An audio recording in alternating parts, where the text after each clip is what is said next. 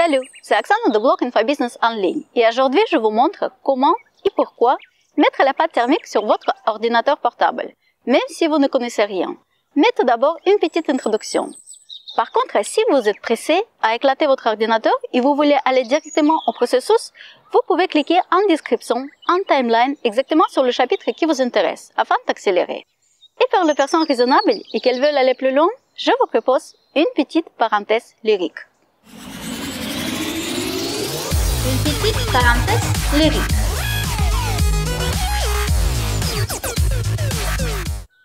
Alors, lorsque la situation commence à dégrader, nous avons toujours deux solutions. La première, c'est attendre patiemment jusqu'au dernier moment, quand tout partira en cacahuète, et il sera impossible de gérer les dégâts. Donc, les conséquences, malheureusement, seront irréversibles. Ou commencer à mettre en place des mesures nécessaires afin de inverser la tendance et tenter de limiter des risques. À première vue, tout semble évident et la décision paraît facile à prendre. Mais tout n'est pas aussi simple, car la deuxième variante nous pousse malheureusement à sortir trop de notre zone de confort et nous oblige à mettre en place des mesures parfois trop radicales qui eux-mêmes peuvent provoquer des conséquences fortement désagréables. Donc ces choix nous bloquent et ne nous permettent pas d'avancer rapidement. Au lieu de perdre le temps sur notre conflit intérieur et nos hésitations, il est bien de réfléchir et mettre en balance tous les risques possibles de deux côtés et voir les actions nécessaires à entreprendre pour éviter au maximum des dégâts. Regardons maintenant sur cet exemple comment nous pouvons appliquer cela dans notre vie. Donc, retournons vers notre sujet principal. Pourquoi est-il nécessaire de changer de temps en temps la pâte thermique? Tout d'abord, je voulais préciser que je ne comprends vraiment rien au ordinateur. Jusqu'à ce moment, je ne savais pas ce qu'il avait à l'intérieur, ni comment il s'ouvre, ni comment il fonctionne. En fait, un jour, je travaillais sur un de mes projets qui était très important pour moi et je commençais à remarquer qu'il se passe quelque chose. Mon ordi, il est devenu moins performant. Certaines opérations ont été ralenties ou devenues complètement impossibles à exécuter. Il est apparu un bruit insupportable. J'avais vraiment l'impression que ça va exploser. Et en plus, à ce moment, je traversais une de mes crises financières. Donc, pour moi, c'était tout simplement impossible d'amener mon ordi à la réparation. Et il n'y avait personne autour de moi qui pouvait me dire que passe-t-il et quoi il faut faire. J'ai commencé à ce moment à chercher sur Internet.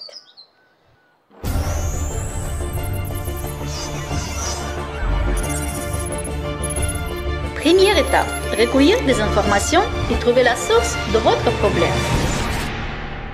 Tous les signaux ont manifesté qu'il est nécessaire de changer la pâte thermique de l'ordinateur afin de refroidir le processeur. Sinon, le réchauffement pourrait provoquer la dégradation de certains composants et, comme conséquence, la perte de données, ce qui pourrait être fatal pour mon projet en cours. En fait, il est recommandé de remplacer la pâte thermique environ une fois toutes les 2 ans et en passant, nettoyer notre ordinateur. Alors, voilà ce que disaient les pros. Ouvrez votre ordinateur. Il est conseillé de prendre des photos afin de souvenir un bon emplacement de toutes les pièces et vis.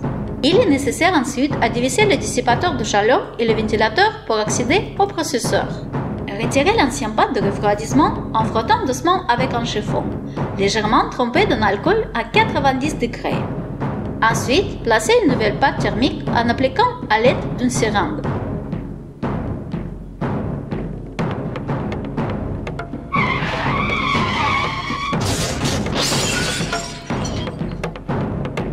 Je me dis naïvement, ça a l'air pas trop compliqué leur description. Je peux le faire. En plus de ce problème, j'avais également une motivation supplémentaire pour tester cela. Je planifiais de partir en mode de vie nomade. Et souvent, lorsque nous sommes en déplacement, surtout dans les pays étrangers, nous avons très mal à trouver rapidement la solution pour réparer notre ordinateur.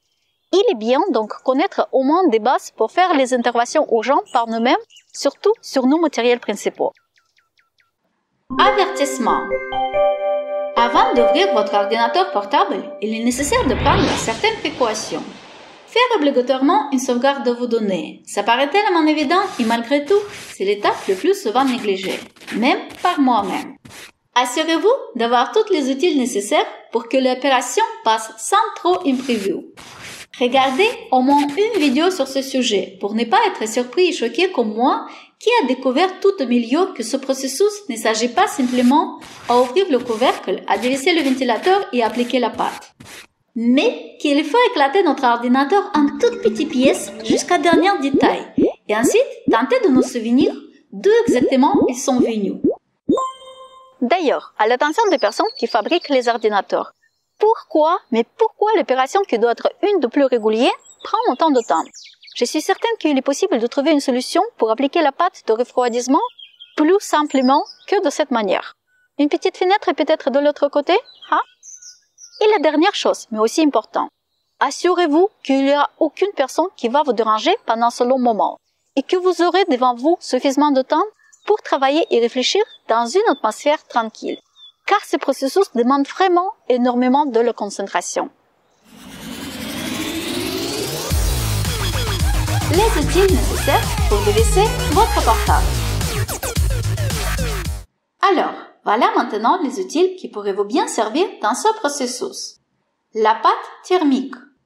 Vous pouvez regarder sur le site spécialisé, elle explique également comment bien faire votre choix. Vous pouvez également trouver dans la description celle que j'ai utilisée. Un jeu de petits tournevis, de préférence avec une extrémité magnétisante.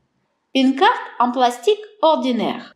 Un pinceau fin et une toute petite pince, par exemple pince à épiler. Vous pouvez trouver les liens envers les outils dans la description. Et c'est parti! Retournons l'ordinateur.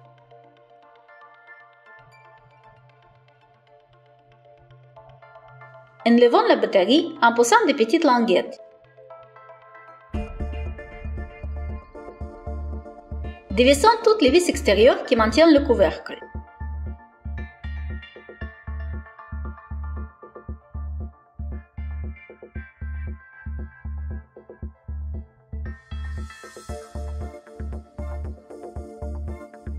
Secouillons bien notre ordinateur avec des mouvements fluides et professionnels pour qu'une petite vis tombe sur la table.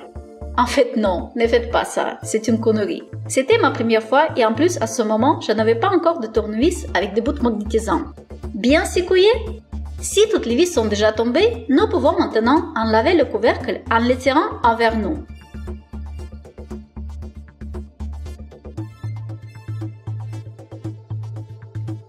C'est un bon moment pour être surpris de l'épaisse couche de la poussière qui s'accumulait à l'intérieur au fil des années de travail.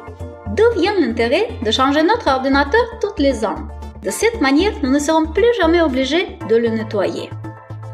Essayons de déplumer la prise de ventilateur avec une pince à épiler.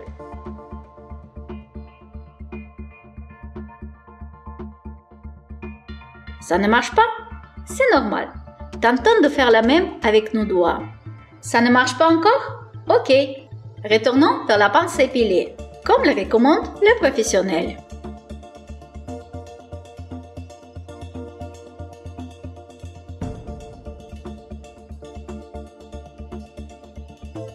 Maintenant, dévissons le ventilateur en utilisant la force et divers tournevis, en gardant un espoir illusoire que nous pourrons réussir.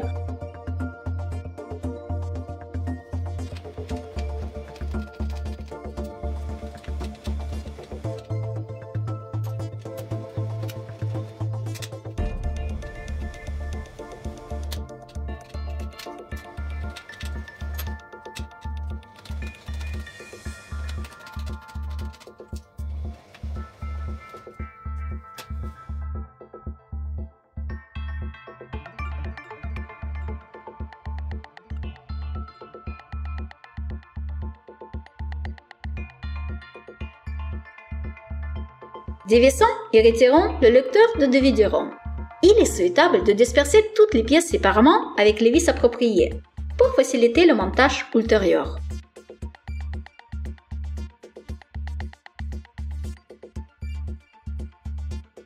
Dévissons le disque dur en le tirant doucement sur le côté.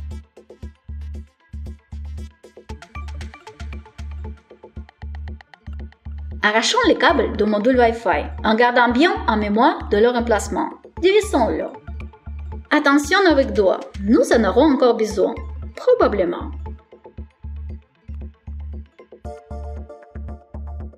Vérifions et dévissons toutes les vis restantes. Si nous n'arrivons pas avec un petit tournevis, prenons un autre, plus grand. Et qui a dit cette bêtise que la taille n'a pas d'importance? Retournons l'ordinateur et maintenant nous allons retirer le clavier.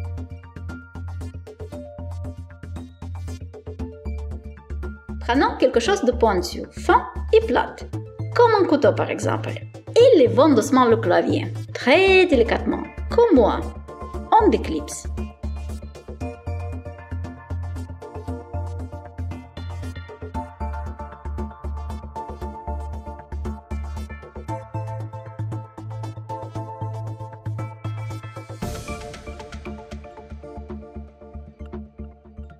Débranchons le connectique et sortons le clavier.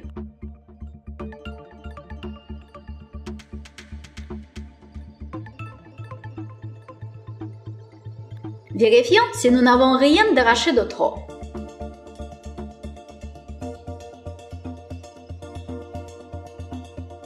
Débranchons deux petits connecteurs. Si les doigts sont aussi grosses comme des saucisses, nous pouvons utiliser une pince à épiler.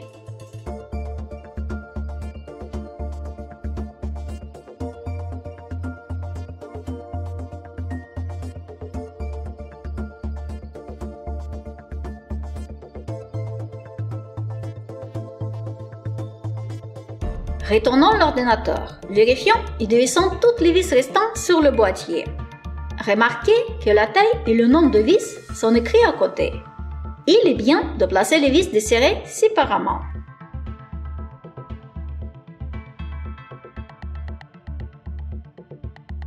Maintenant, prenons une carte en plastique habituelle, l'insérons entre le bas et le haut du boîtier de l'ordinateur et essayons de le détacher doucement.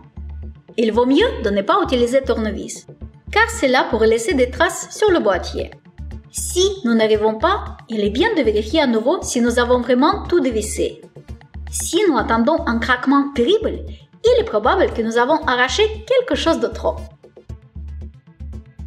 Retirons le top case avec précaution. Bingo! Maintenant, notre ordinateur est séparé en deux grandes parties.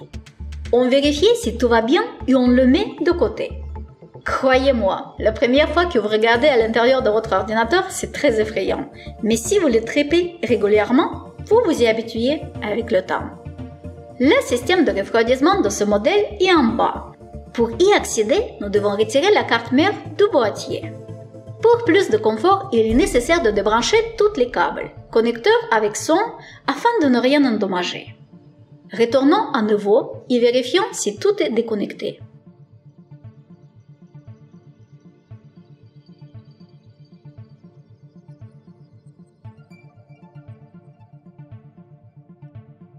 Ne tirez jamais sur le câble, il peut facilement être arraché. Il est nécessaire de retirer le connecteur de la prise. Oups!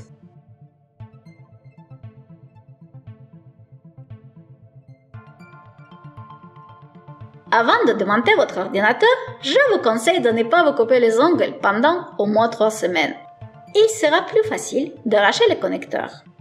En cas d'échec, utilisez une pince à épiler, comme toutes les personnes adéquates. Retournons à nouveau l'ordinateur. La carte mère est fixée avec plusieurs vis. Dévissons-les.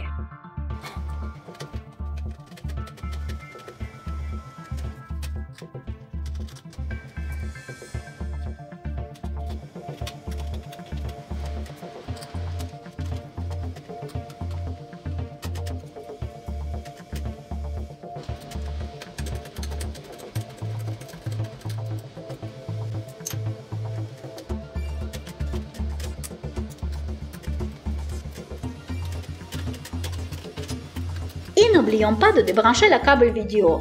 Nous pouvons le retirer délicatement avec une spatule en plastique. Sortons la carte mère du boîtier.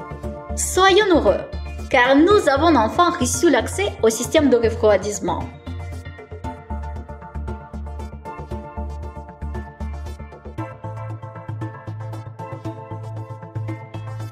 Retournons la carte mère et débranchons le radiateur. Si une parmi de ces vis ne se divise pas, pétez le plomb. Faites une pause et mangez 1 kg de glace que vous avez acheté par précaution à l'avance pour refroidir votre cerveau explosé. Si le filetage de la vis est coupé, comme dans mon cas, il ne peut pas être retiré à l'aide de tournevis de taille différente, nous aurons besoin d'un grand tournevis avec la possibilité de changer ses points. Il est nécessaire de choisir celle qui peut capturer complètement la tête de notre vis entièrement et essayer de le dévisser de cette manière. Maintenant, on peut retirer notre radiateur.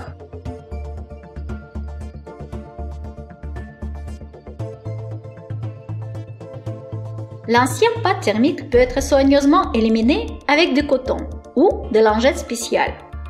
Prenons notre temps pour ne rien endommager. Nettoyons la carte mère de la poussière, de préférence avec un petit pinceau et de mouvements légers. Nous pouvons le souffler également. Ensuite, nettoyons également le radiateur de la vieille pâte thermique et de la poussière. Ces deux thermoplates peuvent aussi être remplacés, mais la prochaine fois, car je ne les ai pas. Appliquons une nouvelle pâte de refroidissement sur le processeur, sur les cristaux. En couche mince, il n'est pas nécessaire d'étaler.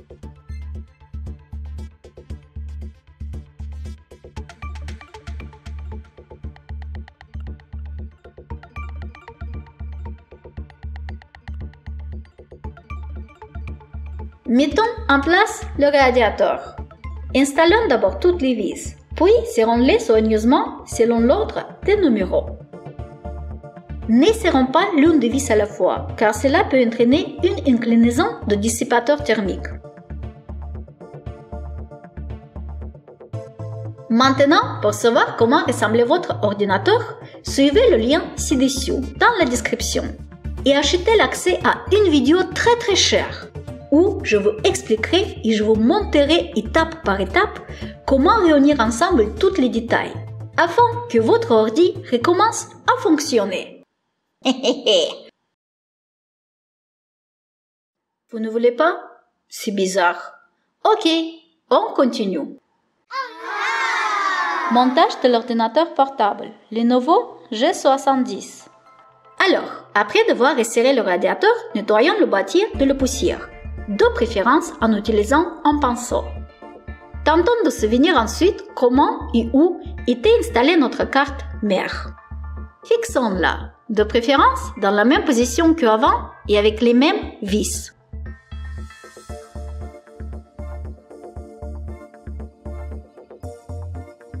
Attachons des connecteurs. Retournons l'ordinateur. Connectons le câble de carte mère et le raccord de partie inférieure.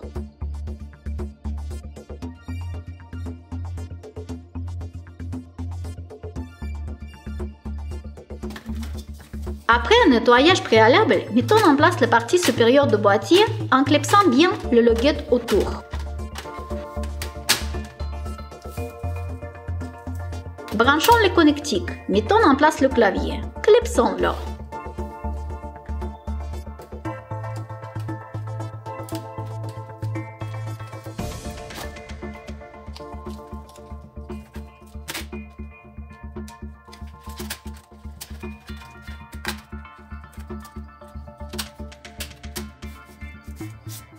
Attachons le câble au module Wi-Fi, soigneusement dans la même position qu'auparavant.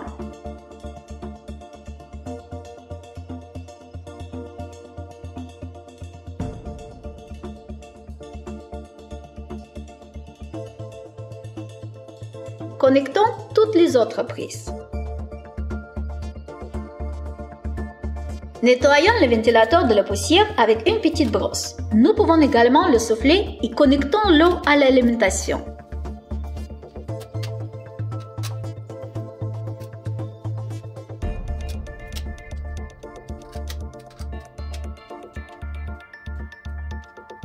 Mettons en place le lecteur de DVD-ROM et vissons-le.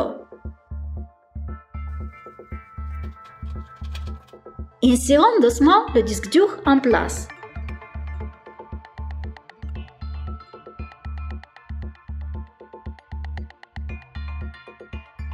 Vissons-le.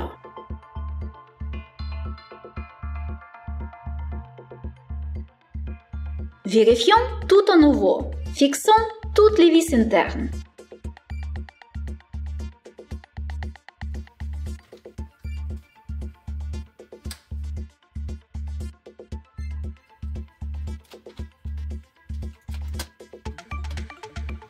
Ensuite, nettoyons et installons le capot de l'ordinateur. Fixons.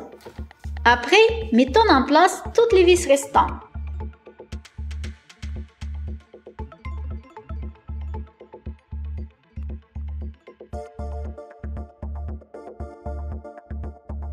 Attachons la batterie.